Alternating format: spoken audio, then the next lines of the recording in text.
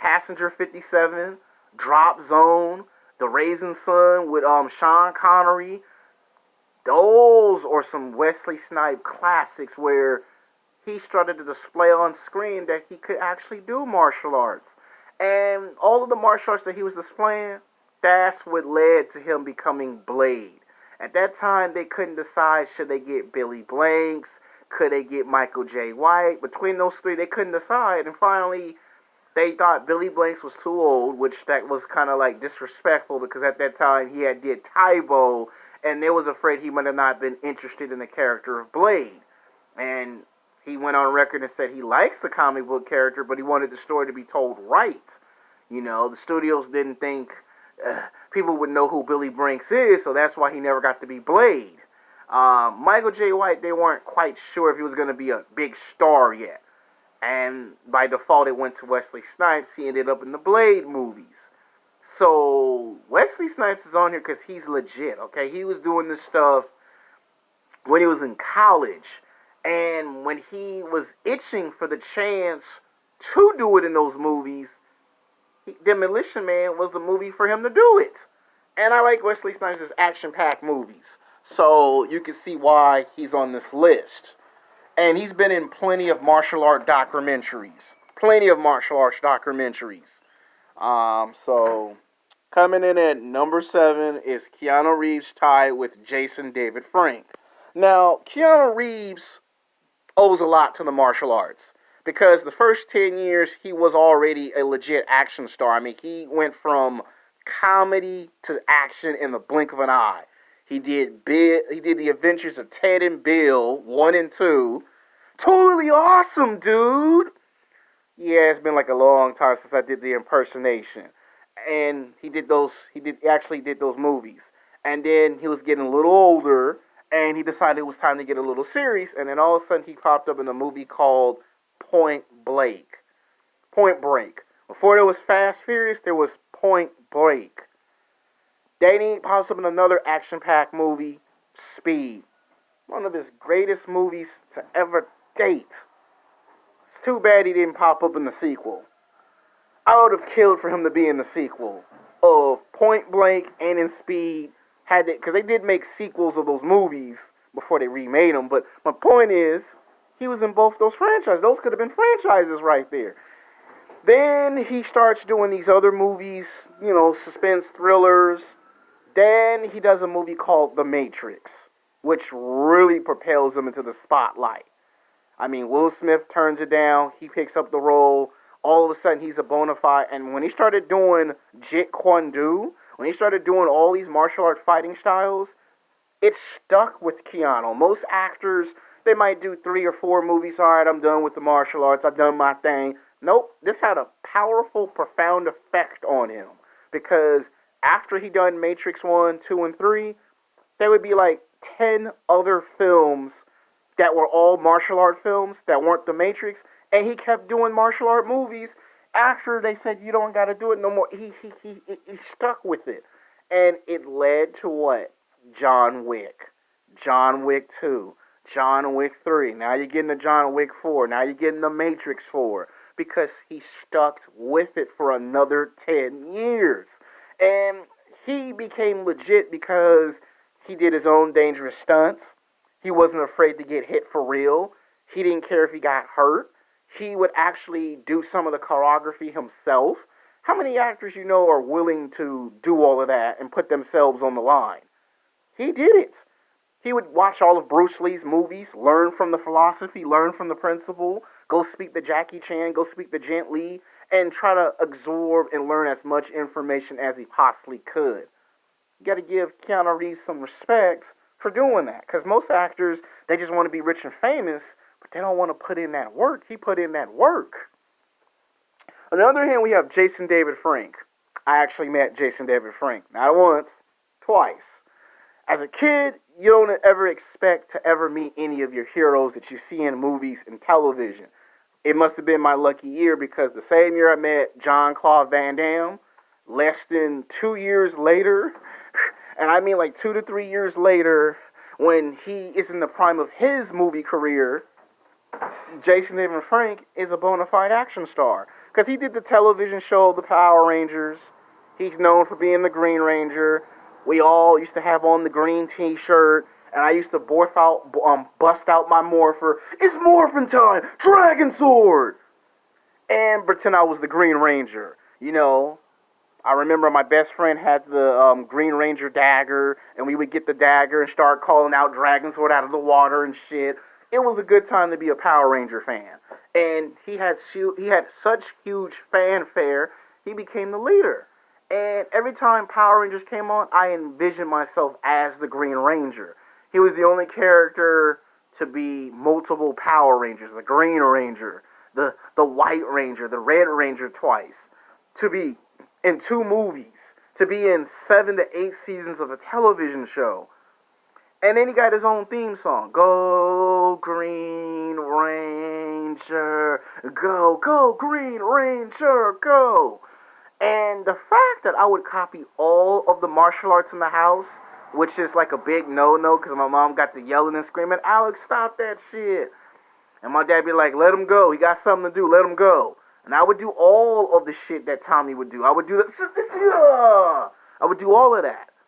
And I would take karate class. And every time I did karate class, as soon as I got into a practice session, I just thought I was the Green Ranger. All of a sudden, I was busting out the punches, busting out the kicks. And my sensei was like, stop, stop, stop, stop. And I just kept on going. And he was like, you watching the Green Ranger a little bit too much, man. You in here busting out some taekwondo. I ain't taught you yet. I ain't told you to do Sonokan karate, and you already busting it out already. And it was because of Tommy. Most of the martial arts that I learned was a result of watching him on television. Like, I never saw somebody do the way he was doing it. And the fact that he could do his own style of martial arts, and then to meet him in person, and then all of a sudden 10 years later he becomes a mixed martial arts fighter. And then guess what happens? I end up meeting him for the second time, as he comes on with a green bandana. He comes in with his girlfriend at the Grove, because if you're a Hollywood celebrity, everybody knows what the Grove is. Comes in, and I see him, he look at me like, why is this kid looking at me? Well, does this dude recognize me? And his girlfriend's like, you used to be a Power Ranger, remember? He don't think I hear the conversation. Because I'm security, remember? I used to work at a store called Top Shop Top Man. And at that time, he came in with the green bandana, and he had done a bunch of YouTube videos in 6 years. And he was supposed, because at that time, it was controversial. He was talking trash to professional wrestler, now turned MMA fighter CM Punk. And to this very day, I've been fucking robbed. I wanted to see the Green Ranger fight CM Punk. And I never got the fight. All this talking trash on the internet for 3 years, and I never got to see Jason David Frank versus CM Punk. Tommy in there saying, hey, I got the challenge open. You can come swing by the training session. I talk to my manager, you talk to your manager, and let's get it on. For 3 years, everyone was getting hyped. ESPN talked about the shit. I was like, yeah, I would love to see Jason David Frank versus CM Punk. For 3 years, it was just talk, talk, talk, talk. Never got to see that fight. And to this day, I'm like, if I could run into CM Punk, I'd be like, you robbed me of the opportunity to see you get in the ring with a Power Ranger. Had you beat Tommy, that would have gave you some super credibility. Had Tommy beat you, again, it would have been good. But nope, 3 years of talking shit, nothing. I give Jason David Frank courage for going inside the MMA ring and doing it for real. I mean, he stuck with it. It wasn't not like he wasn't going to stop. He stuck with it. And had he kept sticking with it, just let's imagine the fights we could have got. Jason David Frank versus Bobby Lashley, because he was a heavyweight. Jason David Frank versus Batista. And he had a chance to get into the UFC, but he understood the politics that UFC had. And I think he said something in the interview that pissed off Dana White. And Dana White like, he ain't never come to UFC. I don't care if you're a Power Ranger. But my point is, he's on this list for a reason. Coming in at number 6 is Jim Kelly. He's way before y'all time. He came in the late 1970s, early 80s. He did a lot of these crime dramas where his character was a police officer and would solve murders. Like, he was real good. Very good. He came in the game as an actor and he started doing some martial arts. And when he started doing martial art movies, he was famous because he was the black guy with the big afro. They had never seen a guy with an afro whooping somebody's ass doing kung fu and karate. And then he meets Bruce Lee, and then it has a powerful, profound effect on him. The guy's been around for 3 decades. He's done 10 films. Now, what ruined his career was the alcohol, the drugs, the sex, the temptation, because he was so gifted in martial arts that he had the range to become the big top guy. Like if Bruce Lee or Chuck Norris retired, he could have been that guy that could have came in and took over. And he just couldn't really get back on track. And this is when Billy Blanks kind of brought him back and sat him down and said, all right, you got to leave the alcohol and the drugs alone. And he tried to make his little comeback in the late 80s, early 90s. It was only in television. He did a movie with Jim Brown and Fred Wilson. If you've seen Fred Wilson in Dusk Till Dawn, the big buff black dude go, you bit me, you bit me. That's him. But Jim Kelly could have been in a lot of these movies. Jim Kelly could have been in Mortal Kombat, could have been in Street Fighter, he could have been in all these action-packed movies. But temptation got him. So if you think about it, if it weren't for Jim Kelly, there would have been no Billy Brinks. There would have been no Wesley Snipes, no Michael J. White. You would not have no brothers doing martial arts. Because at the time, people was giving him problems for being the black dude with the fro doing martial arts. Because they had never seen a brother do martial arts. And that's how come some of those songs came up. Everybody likes Kung Fu fighting, twice as flash as light. And some of them songs was because he was doing martial arts. Because he came in the 1970s doing it. Now, coming at number 5 is Jackie Chan. Jackie Chan is a legend. He's an icon. He's been around for 4 decades. He has done almost 100 films. There's Danny Turturro, who's done almost 100 films, and then there's Jackie Chan. Jackie Chan is the man because he's done comedies. He's done action comedies. He's done action thrillers. He's done action adventures. And he even had a cartoon and a comic book once upon a time called Jackie Chan Adventures, which ran for 3 seasons. It was an animated movie and an animated series. So he's got full acting range. The guy can act. He can do television. He can do film. He can do producing, directing, writing, voiceover, write books. I mean, the guy is like the Renaissance man of this shit. And the fact that he's at his age and he still looked like he could probably still go another 10 is just amazing. And the fact that he did a movie with Jet Li called The Forbidden Kingdom is by far one of his biggest movies to date. He did Rush Hour 1, 2, and 3. They had ideas for a Rush Hour 4. But he did these movies. He did Rubble in the Bronx. He did Police Strike Force 1, 2, and 3. He's done a bunch of films. And at that time, they didn't have nobody directing their own movies. He would produce, write, and direct his own movie, and then turn around and star in his own movie. Do his own dangerous stunts. Like, this guy has gotten injured 50 times in 100 films. He's been injured that many times. And then turn around and get hurt again after doing another movie. At that time, it was unheard of to be doing that. But he did, because he's Jackie Chan. And he met Bruce Lee, and he was in the movie of Enter the Dragon. Another person that met their favorite star. Coming in at number 4 is Jet Li. Now, I've said it in my other video that Jet Li is the second coming of Bruce Lee.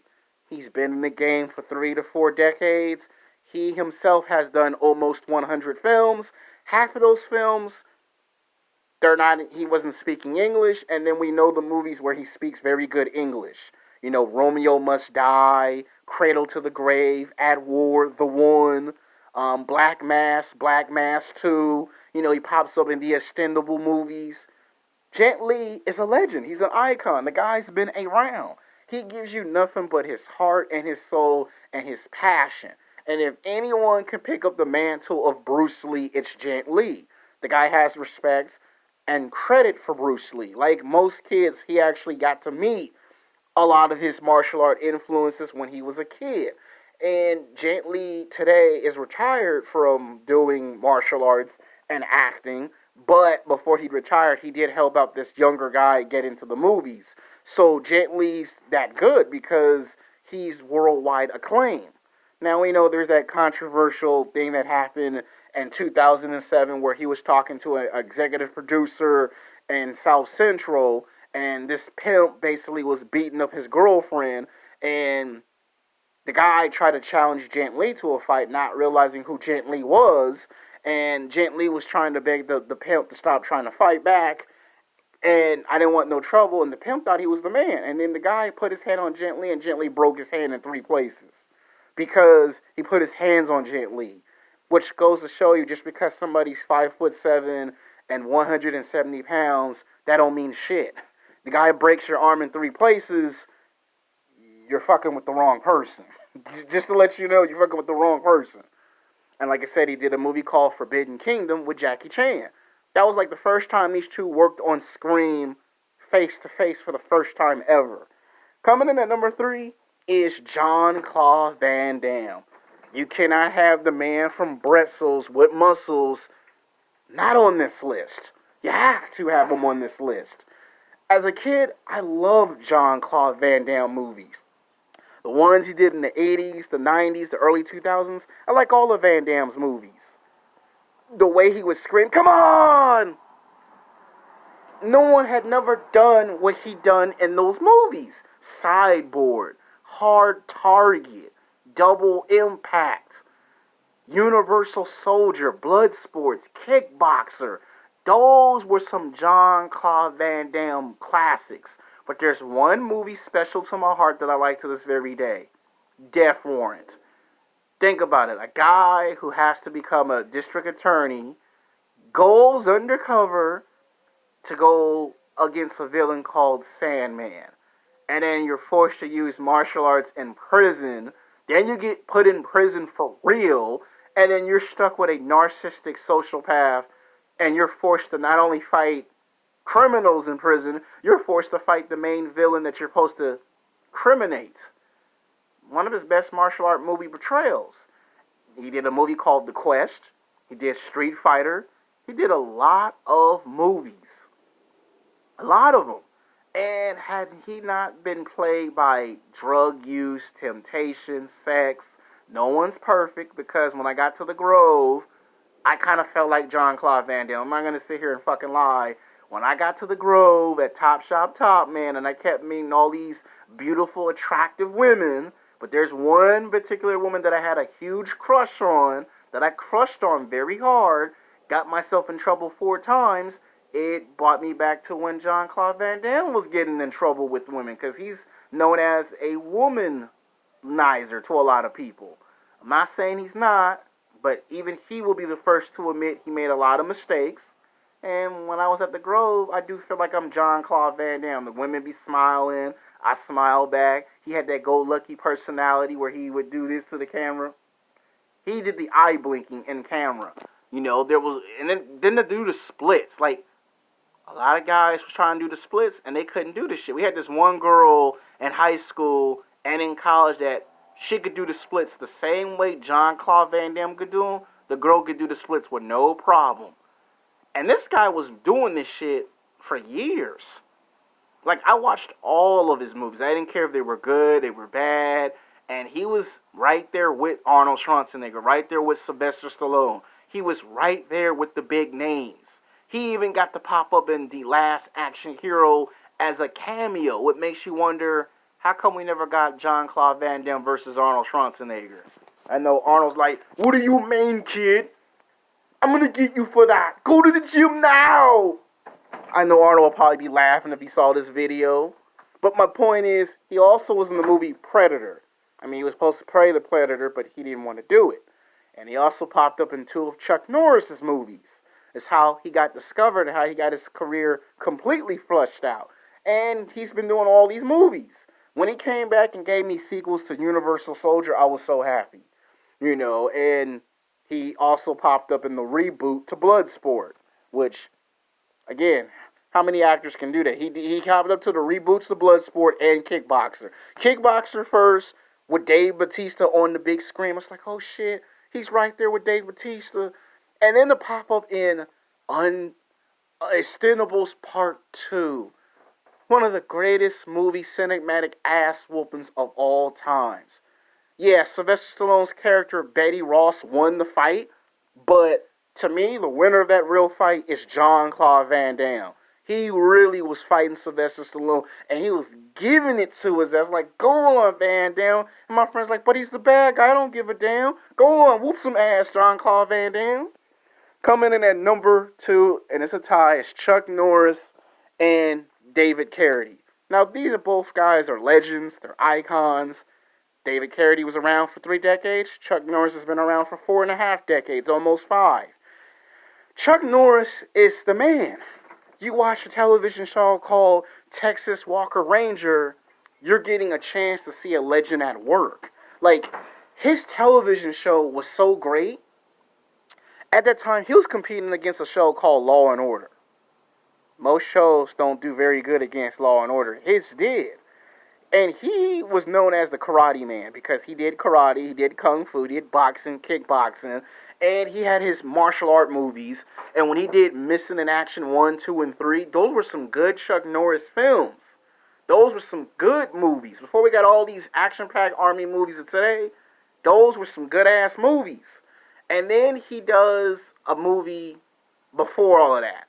He meets Bruce Lee, and as they say, the rest is history. We get the greatest cinematic fight of all times. Bruce Lee versus Chuck Norris. The way they fought was so real. Like, you couldn't fake this shit. The way Bruce Lee is jumping up and down, moving fast. Chuck Norris is hitting him. Bruce is moving out of the way, slick slagging, can't be hit. That was real. And you're seeing 2 legends on screen fighting for real. And the fact that Chuck Norris would have that smile in the movie indicated to you he enjoyed every moment of fighting on screen with Bruce. Bruce could have picked anyone for that movie role, and he chose Chuck Norris, which tells you that's how good, not just how good, how great Chuck Norris was. And the fact that when he got to Walker, Texas Ranger, he got a chance to do that again with other characters and other, he had Hulk Hogan on there, Ric Flair on there, so you could see how that would work. David Carradine, on the other hand, had a powerful, profound effect because he did a television show called Kung Fu: The Legend Continues. And when people told him you should watch Bruce Lee's movies, he did. And when you watch Bill Kill Volume 1 and 2, you notice he's taking philosophy principles that actually comes from the man. They were written to be reworded different, but you can tell he took some philosophy principles from him. That whole television show, Kung Fu: The Legend Continues, that was David Carradine's career. Yeah, he did movies in between, before and after, but what you forever remember is that television show. Like, the stuff you see on TV, he would start doing it in real life. Like, the way the character walked down the street, he was doing it in real life. Drinking the teas with no sugar, he was doing it in real life, and people thought, nah, he just acting. No, it had an effect on him to the point where he did it all the way until he passed away. That's being a legit martial artist. Coming in at number 1 is the man, the legend, the icon, the one and only, the dragon, Bruce Lee. There is nobody that compares to Bruce Lee. Now, all the men on this list are legends. All the men on this list are legends, icons, women too. But Bruce Lee came into a period where nobody thought martial arts was going to be good. You fast forward 50, 60 years